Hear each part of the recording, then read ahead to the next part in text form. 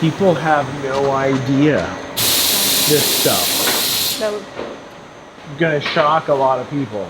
they think it's got to be tough, right? You know, everybody always likes to talk about the Eternabond tape, and they think it's so wonderful, but you see here where your tear was? I mean, RV roofs are not what they should be, and I'm a great example. This RV is only 6 years old, but our roof is failing. Look how easy that tears. So when you get a couple years sun damage on those, And that's brand new. yeah.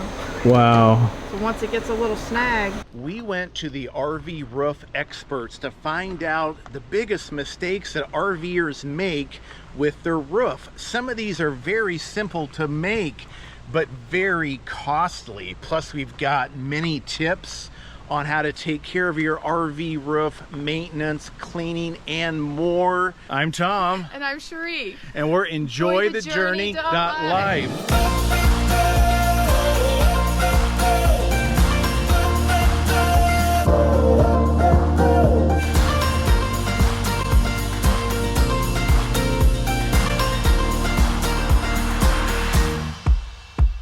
What do you find is like the biggest mistake RVers make with their roof?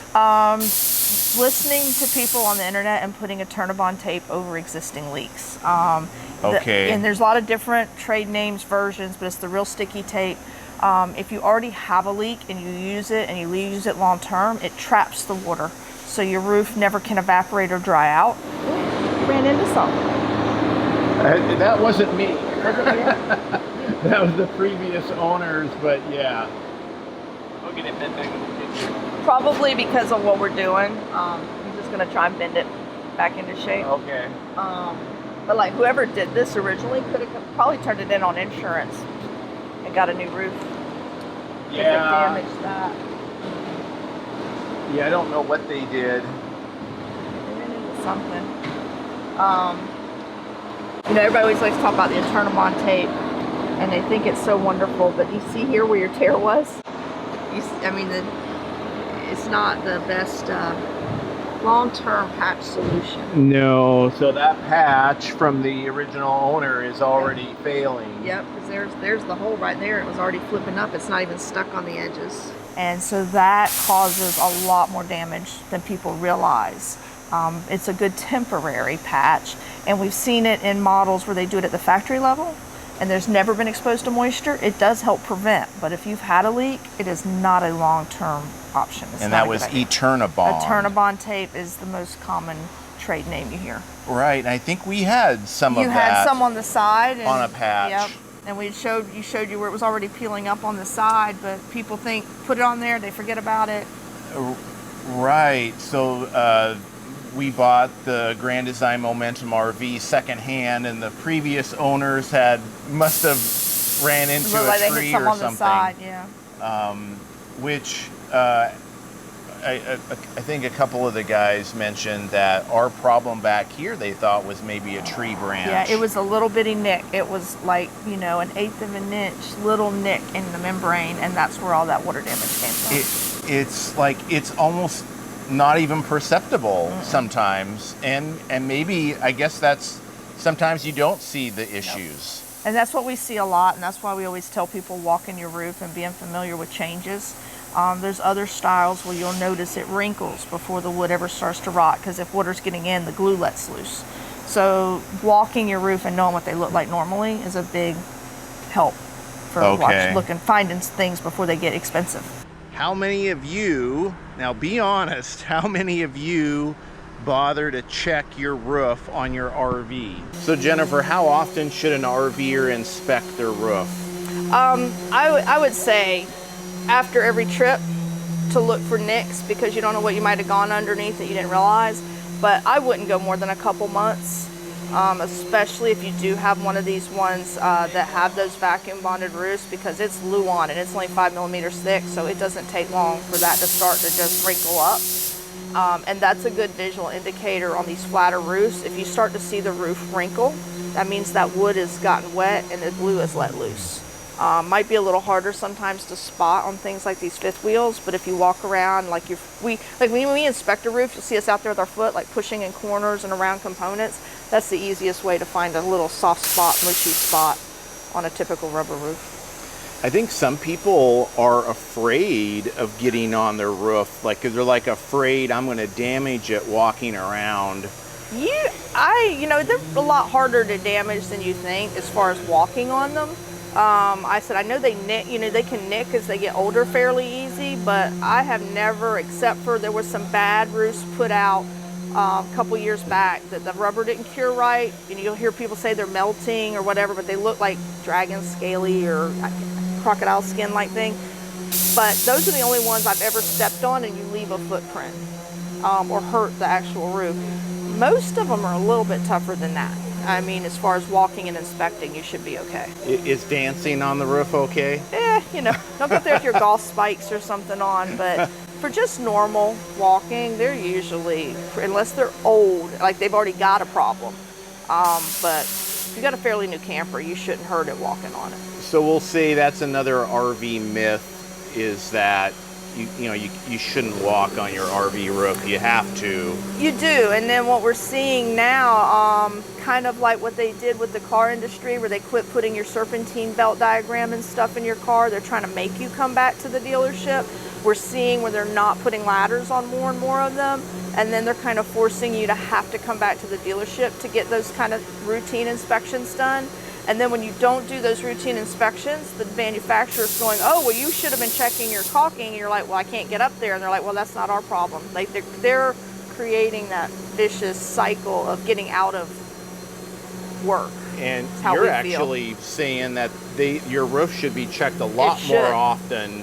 I mean, what's the recommendation? Maybe once every 6 months or something? Yeah, I hear anywhere from every 30 days to like every 6 months, or I've seen some places they say once a year. So I think that's probably just dependent on what manufacturer. The caulking person probably wants you to check every 30 days so you keep buying caulk, but the rubber roof person might not want you to. I don't know. We hear a lot of variation. Well, and it doesn't take long. I mean, I'm thinking about the damage we had, and I've had people up there, like, it's maybe been over a year, but it was not there. Yeah, it doesn't take long, especially on like OSB, just soaks it up, starts to crumble, so it doesn't take long. So I would say I would probably, if I was really wanting to be proactive, I'd say like every 90 days would probably be maxing it out to keep your eye on it.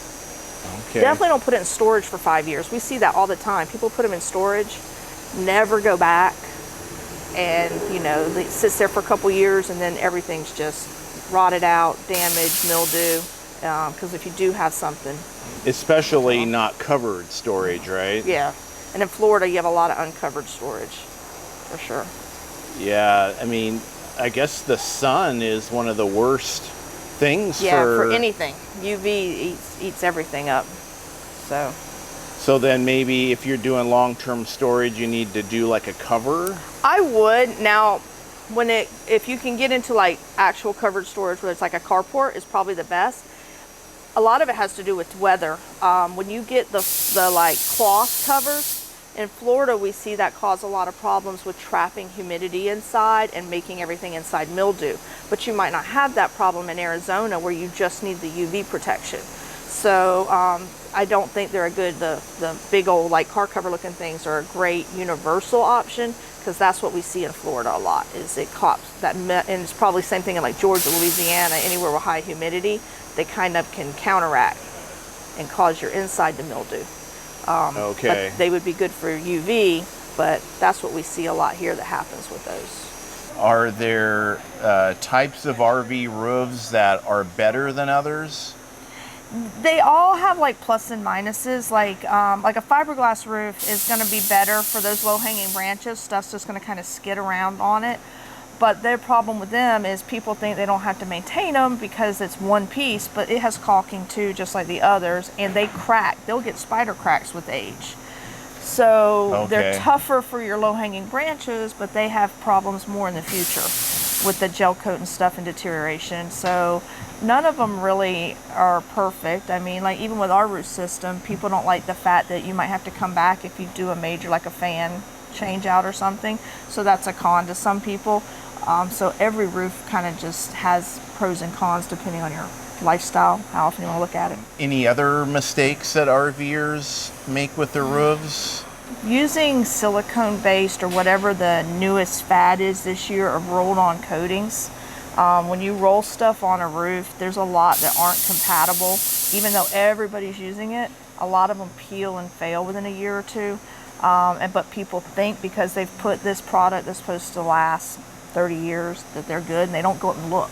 And then by the time they look, a lot of damage has occurred. So watching these rolled on coatings and really researching what one was designed and isn't silicone based. The silicone causes a lot of issues in the future. Okay. Because only silicone sticks to silicone.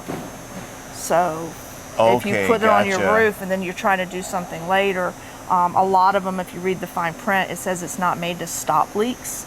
They say that they're designed to basically just kind of protect from UV, which you have there. So if you have an active leak, a lot of them don't stop it. But advertising will mislead you to think it will. Right, that is one of the things about different RV products. There's so much, I don't want to say misinformation or just sales information online. This product will do everything for you. You got a hole right there. Oh, yeah. So you got some rotten wood right there. Most likely from that little pinhole right there. So we'll get all that addressed. So it's sawdust at this point. And it's all just from that little hole right there. You think Got that's another one right there, and you can feel it's kind of swollen. So that one's been leaking too. It looks like tree branch skipped across it. You got another one right there. really? Yeah, and those are those little holes that get everybody. All it takes is these little guys, and just that little bit of water gets in there, and it can't really get back out because it came through such a small hole, and it just rots it out. So we'll get that opened up, dry it out, and take care of it. This is where I always say, and it looks like there's a little nick right here. I don't know if you can see it. Yeah. And that's probably what did it, really. That little tree branches, they get you. And I always say that the very best leak prevention on an RV roof is you knowing your roof, spotting it, because like if you're up here walking it, you catch these things before they get bad. Some people never get on them. They set them out in storage for 5 years, and by the time they realize it, everything would be rotted out. So knowing your roof and being able to spot, because this would have got mushy before it went away, so you would have noticed a difference. Okay. So I always say walk in your roof, and just knowing it is your first line of defense. Because this wasn't caulking related. Everybody, it's not always just caulking. It's just a little nick in the membrane. Right. And we all know what it's like when we go in these campgrounds. We always end up with somewhere we're going underneath the branch. And, Yeah, definitely. It gets us. So then when you see how this grabs and snags, see, just doing that. Oh, yeah. And that's, so if you had a tree branch that's of any significant, but you see how it did it right there, and that's the same thing. That's just running the same chisel over it, and that's where your Right. snags come. And it's not just one, it's hole, hole, hole, hole, hole, hole, hole. Right. Wow. And then when you have this situation of something falling on it, see, it goes right through it. If you know, that was the same amount of force. You know, I'm not that strong. You see it immediately cuts right through that rubber. Okay, right. And you can't do that with a flex arm.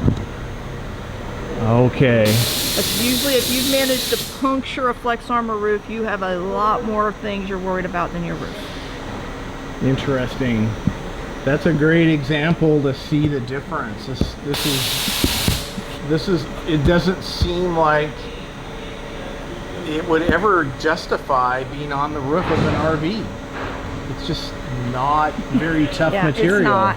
And like I said, so that's why, like where your bad leak was at back there, that was probably, it was a hole that was about that size. So it was probably just some tree branch that I don't snagged even think you. it was that big. No, it was just a littlest little cut. Yeah. Caused all that damage. Yeah. Look how easy that tears. So when you get a couple years sun damage on those, And that's brand new. yeah. Wow. So once it gets a little snag, and that's where most of the damage comes from. People have no idea this stuff. So It's gonna shock a lot of people. they think it's got to be tough, right? When you're looking at buying an RV, the salesman's going to tell you you have a 10-year, 12-year, whatever warranty on your rubber roof, vinyl roof, or what have you. And what that means is the manufacturer of the rubber or vinyl, they guarantee it to be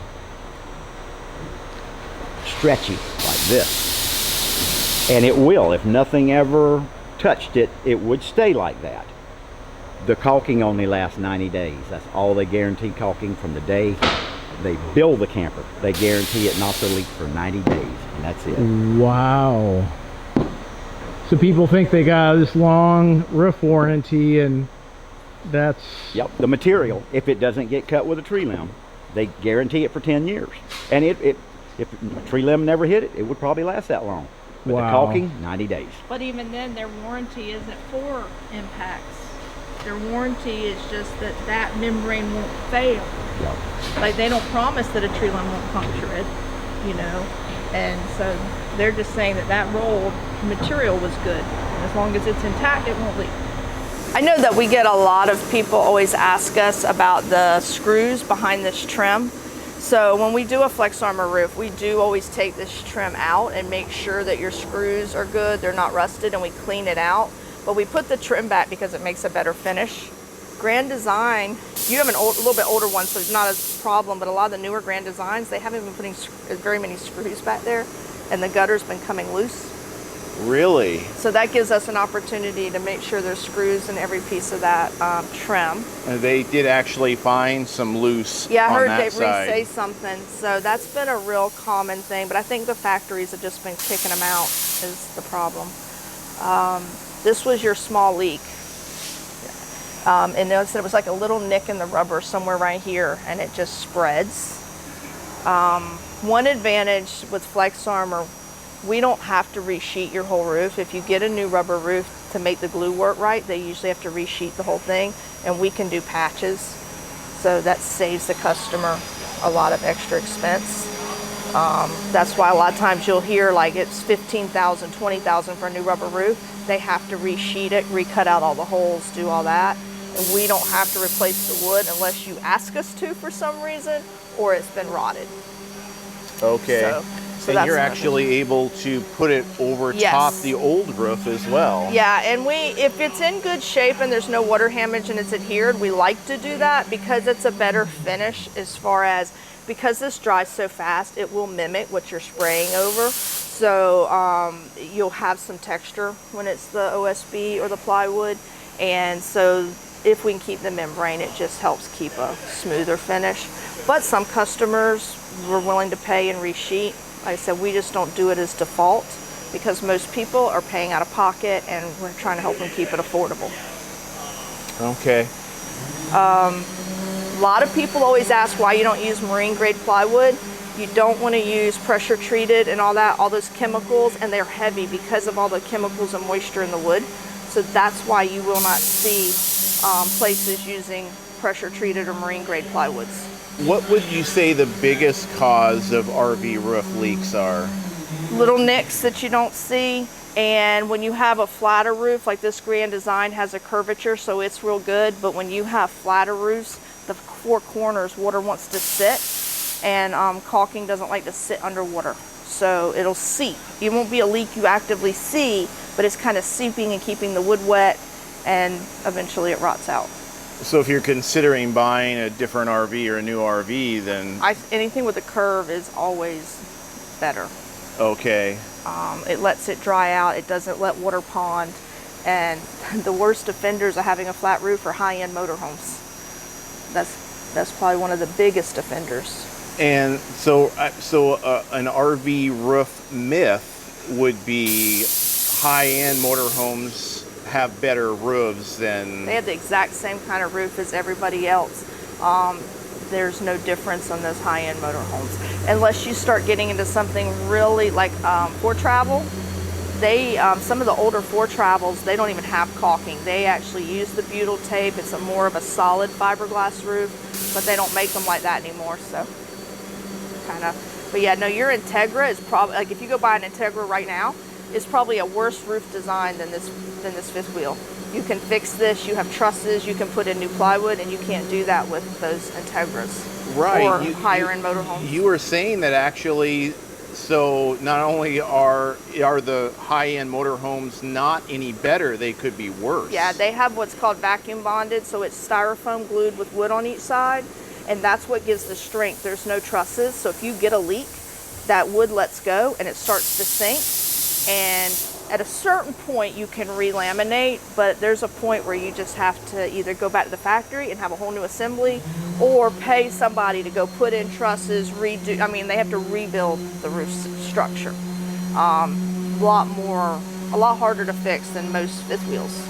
Besides tree branches, what other things cause, and the corners of flat roofs, what other things cause RV roof damage or leaks? I guess if you're out west, we see a lot of hail. Like here in Florida, we don't have as much hail damage, but when you start getting out west, they have some pretty horrific hailstorms, and they can cause punctures in your roof that you don't know it. And then I don't think we had one up here, but the attic vents that they put on these things. Oh yes, I did have one. And we get rid of them, but those get damaged a lot in a hailstorm, and that's a 3-inch hole right into your roof space. So that could get damaged in a hailstorm and it rots out. And those caps, like I took video of yours, your cap was half gone. So that's a hole straight inside the roof. And the reason we get rid of them is everybody thinks it's like an attic vent like your house.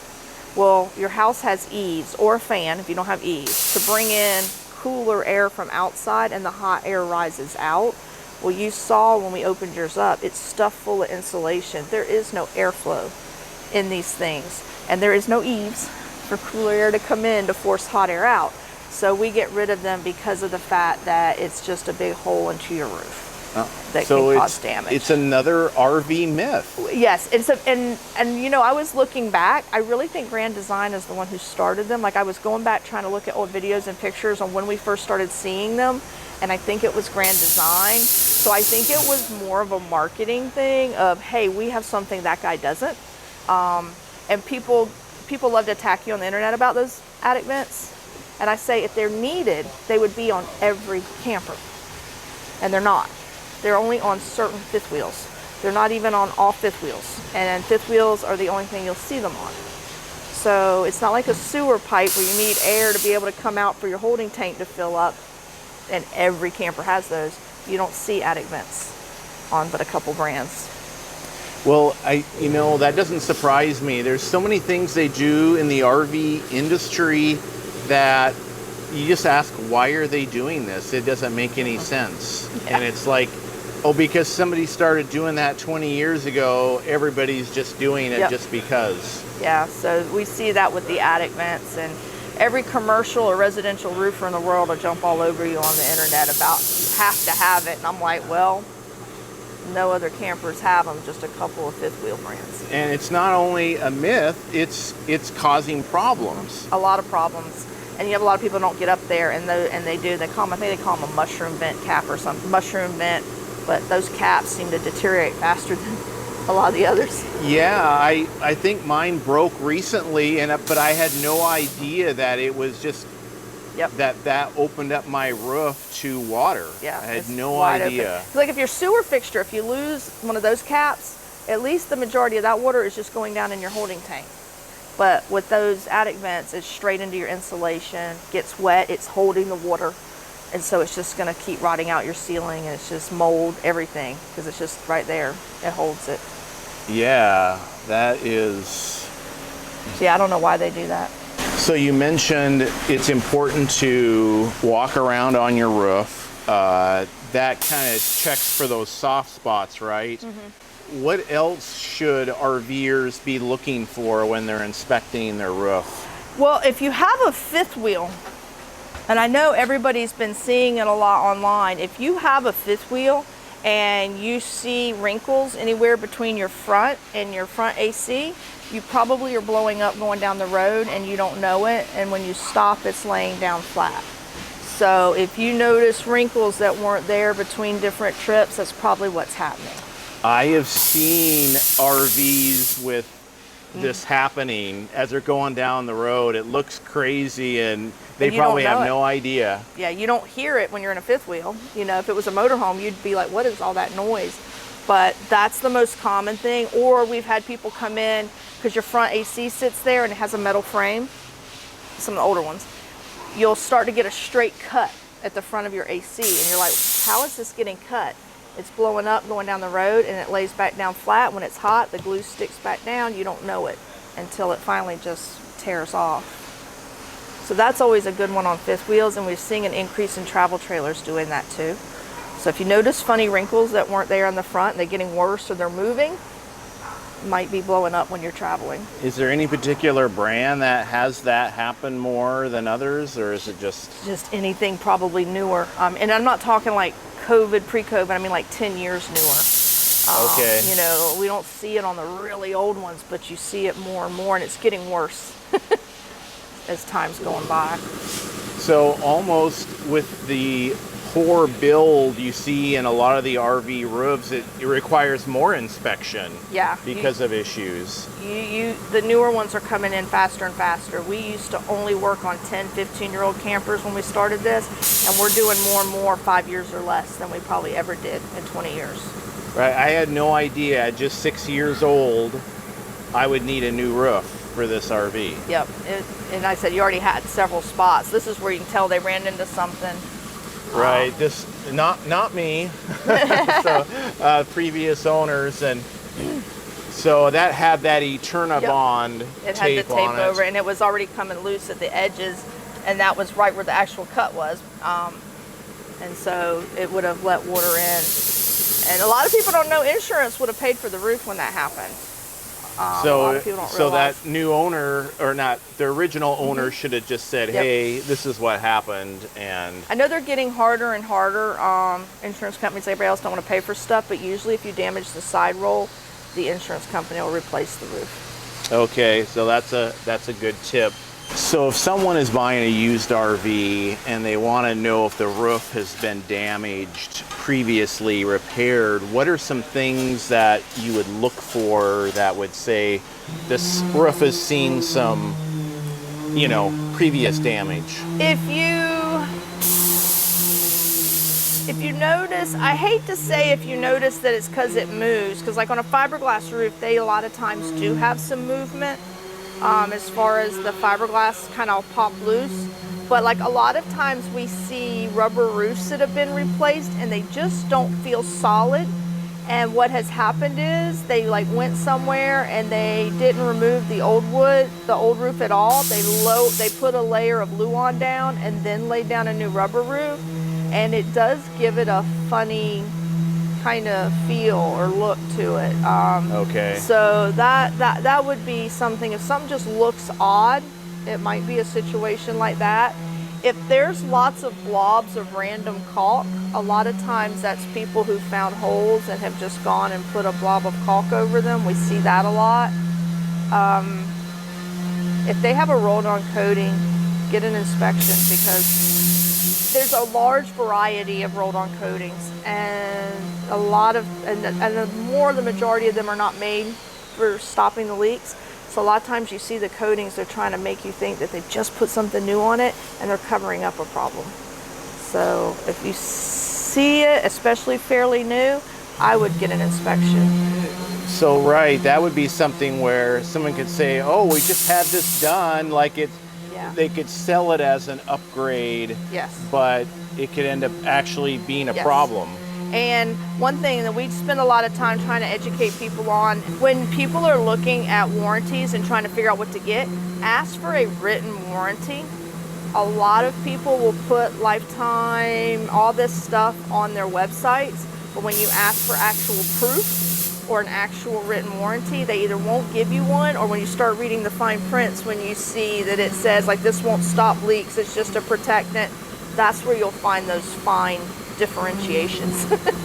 Right, I would imagine. So anybody can say, oh, this is warranted for 500 years, but it's in the application of that, like, is it easy to do, or you gotta still pay X Yeah, number like of I know dollars? there's or- one guy in Texas that makes you pay him like $300 a year to keep your warranty in effect. You have to come back to him, but he doesn't mention that Okay. in all the stuff, you know. We see a lot in the RV industry, people who do commercial roofing products, and they'll tell people, oh, it works so great on this commercial building, and it's backed by like Carlisle. It's a big metal building, like PVC roofing material. But Carlisle doesn't back that up because their product was not made for an RV roof. And so they'll tell you that this guy who's putting it on, but in reality, there is no big company backing that up. That was not what they designed it for. But you find that out after it fails, after you can't get help.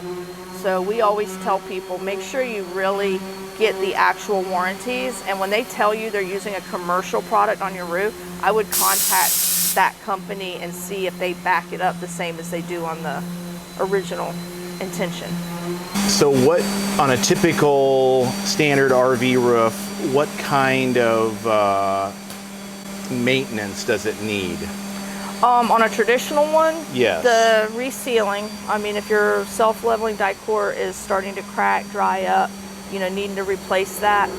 When we first started this, they used to tell you had to take it off and clean it with like alcohol or, you know, and then reapply it. But I think too many people would poke holes in the rubber roof doing that. So now it seems like the recommendation is just cleaning there and putting caulk over caulking. And there's different trains of thought as to how effective that is.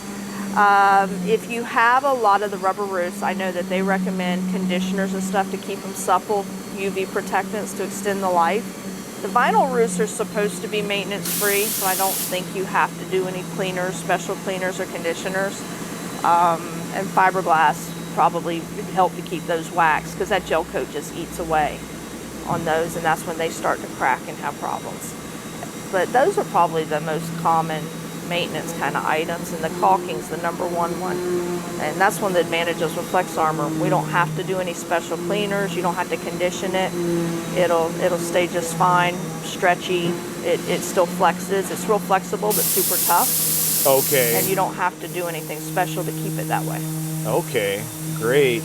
And so back to a traditional RV roof, anything people have to do weather-wise, if like winterize or it really hot in the summer? Not anything like not that I know of. I've never heard of anybody having to do anything special. Now I know up north, a lot of people want to put a cover on them because when you have the ice and the melting snow, so they try to keep that because it'll keep refreezing and stuff through the winter. But not being from up there, I don't know of anything special you had to do. I just know that keeping the snow off of it because of weight, melting and refreezing is always a struggle. I would maybe put this down as a RV mistake, is trying to remove ice from your roof. I hear, right? Well, you know, like I said, not being from that kind of area, I hear conflicting things. I think the trick is, I think you really want to go up there like when the snow is fresh and you shovel it off so that it can't melt and freeze. Because I guess it's that underlying, under the snow where it starts to melt and refreezes that causes the most damage. But I said we don't have much first-hand experience with that down here. Okay, so it's possible that refreezing could cause that causes issues. the most damage. But then I was just going to say, people using the wrong tool to try to remove ice could damage the roof. It could, and I said I don't know how people up north what they normally do. So I really don't have any opinions or hadn't heard really what they do. I just know shoveling snow off is very common, but I don't know what they use. So when we will hire someone to wash the RV, they'll often get on the roof to scrub. Is there any danger for damaging the roof from that? It can be if you have an older membrane and it's starting to get UV deterioration. A lot of the older rubber roofs, they're designed, they have like a white layer and a black layer, they're half and half. So when you start getting down to the black layer, you're getting super thin. So if you start to get a roof that's starting to show gray and these black spots, black areas more than little dots, because that could be mildew, you probably are increasing your chance that they can tear the actual membrane. But you do need to wash them. So using a soft brush and soap, I think, is how they recommend on most of those. Okay. A lot of people are concerned about mold and mold issues, and what kinds of, but you rarely see mold, is that right? Yeah, you don't see much mold. These things aren't airtight, so you might get a little mildew, but not like the deadly molds, the things that cause a lot of issues, because usually they're not totally airtight, so it's not that dank, non-air movement kind of thing. So usually it's just surface, more like mildew, dries out, goes away. If we've had any that have been like in storage for a while and had a leak and it's really bad, when we take everything out, we'll spray wood after we've cut out rotted wood. We do have some like the anti-mold sprays if we just see that it's been like that for a while. But normally it's pretty isolated and it's more like mildew. This right here is a problem area because it doesn't really hold out the water very well. No, and it usually holds water. You see, you already had water back there. Right. So that's why when we do the roof, we go down to the bottom. We'll replace this. We're going to clean all this out, dry it all out, and we take the roof down to here. Okay. And that way you don't have that water getting behind here. Okay, great. So that's kind of why we do that. I was surprised to find out they don't even put any backing on this to keep out water. Some manufacturers will have butyl tape, some won't. I don't know, what. This is what gets a lot of people's these splices. This is where a lot of the leaks will happen on people. And then too, when people complain about water dripping on their heads, it's usually the splice, like around your door or something. But these splices, it's amazing how many times that's how it's getting behind to the screws. That's why there's water trapped in there. Those splices cause so much. We don't know why they don't use longer pieces. At the factory level, it's so easy. Right. But they don't. So you can see how much water is behind that. And that's what makes the screws start to rust off. So, and what they'll probably do, they'll clean this all up. And like I said, it'll be all dried out. And then we'll put in new insert trim. We do the new insert trim because it looks better. Okay. We've tried doing it without it, but there's that lip that this goes in up underneath there, and it is very hard to spray and it look pretty. So the trim just helps it keep a better finish. We don't end up with runs. We've tried all kinds of things over the years, and it just looks better in the end. Wasn't all that information awesome? We're going to be back at Flex Armor to get our full roof done. We're going to show you everything, so make sure you subscribe because this will be a video series, and you can see our next video right here.